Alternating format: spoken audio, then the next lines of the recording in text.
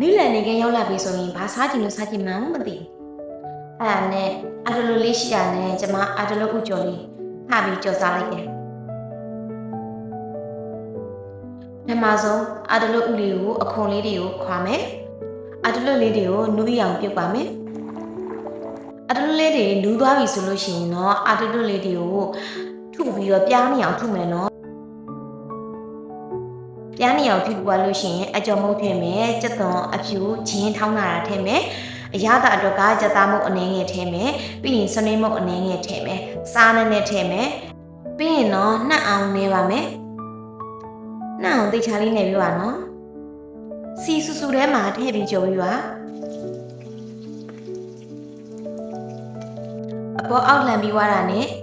ရွှေညိုရောင်လေးတန်းလာပြီဆိုလို့ရှိရင်ရပါပြီရှင်ကဲနေ့လည်နေ့ခင်းအပြင်းပြေပြဆဆအစာပြေပြဆဆတည်ရသားဖြစ်စားလို့ရတဲ့အတလူဥကြော်လေးပါရှင်ဗီဒီယိုလေးကိုအဆုံးထိကြည့်ပေးတဲ့အတွက်ကျေးဇူးများတင်ပါတယ်ရှင်နောက်ဗီဒီယိုတွေမှာပြန်တွေ့ကြမယ်နော်တတ